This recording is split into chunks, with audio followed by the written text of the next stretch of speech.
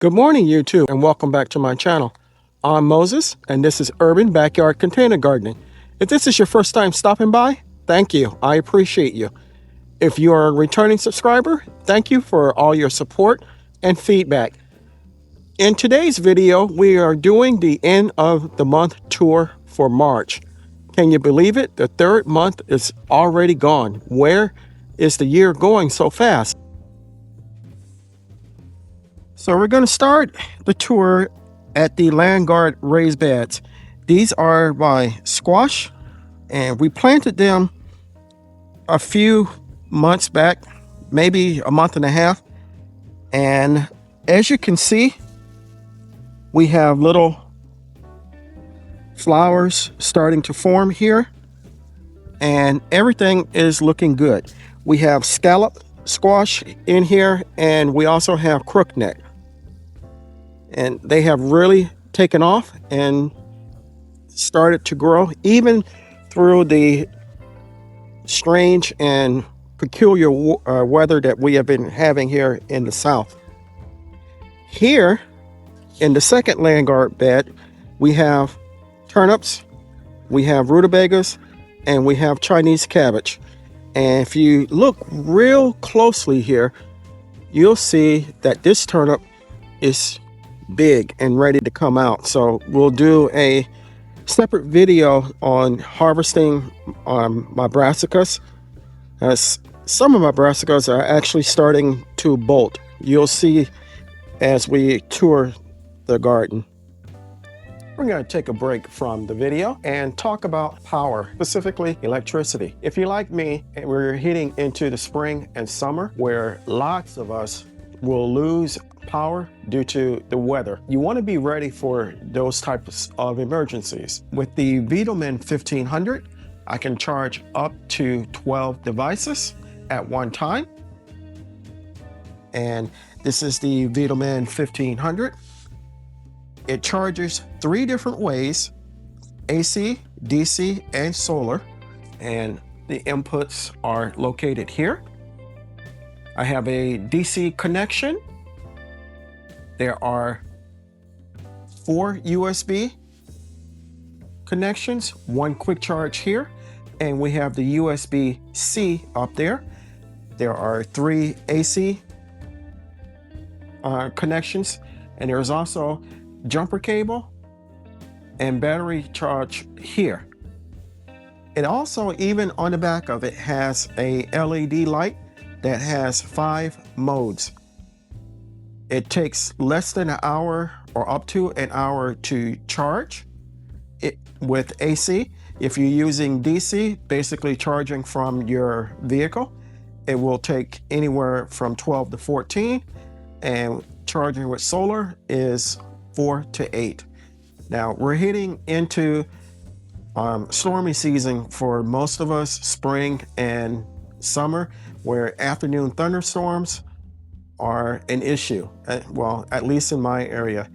With this, I'll be able to keep all of my devices that I use a lot running, even when the power does go down. And this can also be used as a UPS backup. Simply plug in your AC here and plug in your device, and even if the power goes off, your device will continue to run. Also, you can charge this while using it, and overall, it's a good device, and I'm happy that Vitomin contacted me for this. I'll put a link for them on the screen and information concerning them in the description portion of the video. So here in the green stock, we have our strawberry plants, and it looks like we actually have 4 strawberries starting to form. I do not know what variety of strawberries these are. I bought these last year, and I'm not sure which variety they are, but they are growing rather well. Now the pink cowpeas and the black eye cowpeas that we planted, I believe the cold has stunted them or maybe even killed them. So I will be starting some more direct seeding them into the green stock in the near future. Here are my sunflower plants, and they have started to take off and get real big. The cold weather didn't seem to bother them. They're doing good. In our container buckets that we have here, 5-gallon buckets, we have our green peppers, our red bell, orange bell, and yellow bell, and they have really started to take off. And it looks like they're actually trying to put on little bells. It's a little early for that. I may come out and pinch them off so that the plant focuses on growing only. But as I said, they're doing good. So here in grow bag row, our most recent cold snap, I removed 6 of these grow bags and took them inside the house because I didn't want the plants to get damaged. That was the Eagle Pass okra, which is what you're looking at in that bed, and this one, and our squash plants here. And up at the beginning of the row, I also took in my cucumbers. My tatsois are looking wonderful. It will be soon, or will be time rather, to come out and harvest these. And here are my cucumber plants. These are my pickling cucumbers. I put 3 seeds down into the soil. 3 of the plants had died, and I put 3 seeds down in the soil. So far, they have not germinated or anything like that. So I may start some inside the house and bring them out.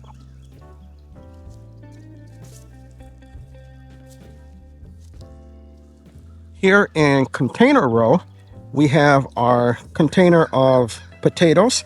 Now, these were started in a recent video from store-bought potatoes that had sprouted eyes. And as you can see, they are looking great.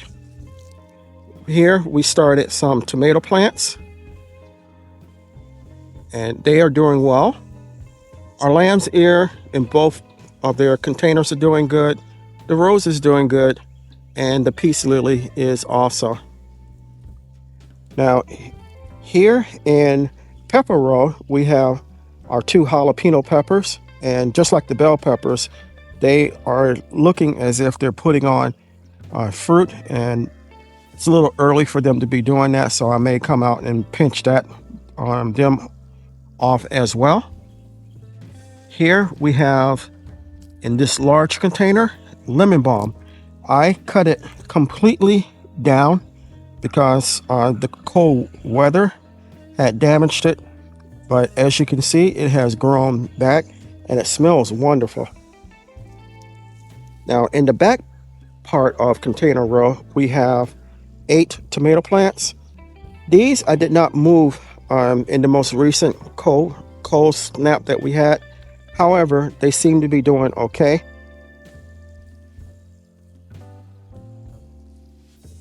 And directly in front of me is my wife's flower bed. We did a video of planting flowers in here, and for the most part, everything seems to be doing well. It looks like I lost 2 during the most recent cold snap, but other than that, everything seems to be doing good and growing. So on most of my raised beds now, as you can see, we now have netting on the beds, and that's because the squirrels have been digging and looking for acorns and other things that they eat and have been making a nuisance of themselves. So we put the netting on, and hopefully that will help. Up until recently, they really haven't been doing any damage to the plants, but as you can see here in this onion bed, it also has some green beans in it, but a lot of my onions are leaning over, and that's because they have been digging and pushed them down. Now, I don't know if the onions will stand back up without any help, or if they will bulb or anything like that, but now that we have the netting over them, that should help with the squirrel issue. We also put up some feeders for them, and that should help also. In this bed, we have kale, and as you can see, it is looking marvelous. I mean, it's big. Definitely have to come out and do a harvest of it. I haven't harvested yet, which is probably why it's so big, but definitely have to come out and do some harvesting on it. It looks great. Here in this bed, we have our cabbages, and for the most part, they are big as well. We have a few that seem to be forming heads.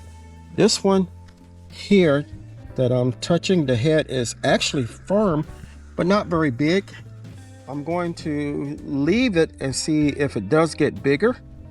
In the harvest that I spoke of the brassicas, we will be doing a lot of cabbage harvesting, kale, mustards, because my mustards are starting to bolt as well, and my collard greens and spinach.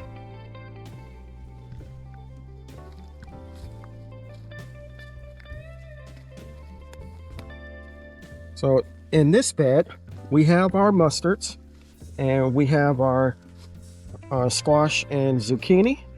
And as you can see, there is a large hole here, and that's from where a squirrel was digging before I put the netting on. After the netting was placed on, they have not been able to get in. But as you can see, the mustards are starting to bolt. And from what I've been reading this time of the year, that's normal because the temperatures rise and it causes them to flower and then eventually go to seed. Now, the mustards, I'm not sure if I'm going to let go to seed, but I'm definitely going to do that with some of the collards.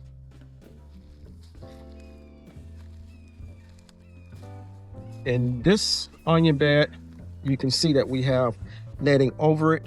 Because the squirrels were doing the same thing that they were doing in the other bed that had onions in it. And again, hopefully we do get onions. They have some wonderful green tops, and hopefully with the spring solstice, it will trigger them to start to bulb. This bed has the Texas sweet, and the squirrels have been in it as well. They haven't knocked over anything as of yet. I'm not sure if I'm going to put netting on this one or not. Discretion tells me that I should, but I'm not really sure if I am. This is my collard green bed, and as you can see, this Georgia Southern here has started to flower, and will be putting on seeds, as well as the Alabama Blue here. It is also going to flower, and we have some others as well. So as I said, we're gonna come out and do our harvest, probably the final harvest of the mustards, because once they start to go to flower, they start to get bitter and tough, and that's something that I don't want. But in order to save money for buying seeds, I'm going to try my hand at getting seeds from some of these plants. In the U-shaped bed here, we have tomatoes, and as you can see, they are doing pretty good. We did a video a while back of me planting these and putting the cages on them. They're doing great. Onions here are doing great. We have more tomatoes here, and you could probably see more holes, and that's from our friendly neighborhood squirrels. Our bean plants are doing good. Cabbages are doing okay. We have a cucumber that I covered for during the cold spell here that I'm going to uncover momentarily. It looks like it's doing well. Yeah, you can really tell that squirrels have been digging good because there's a sizable hole down there.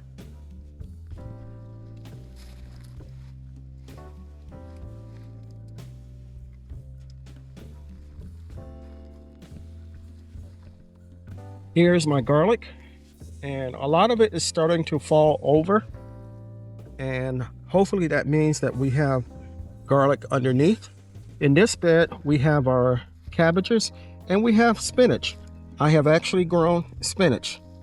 This was from seed tape that I got from Haas, but we have spinach. We're gonna do a harvest of it. Our cabbages have finally formed heads and they are getting bigger. Looks like I have at least one, possibly two, that we can get now.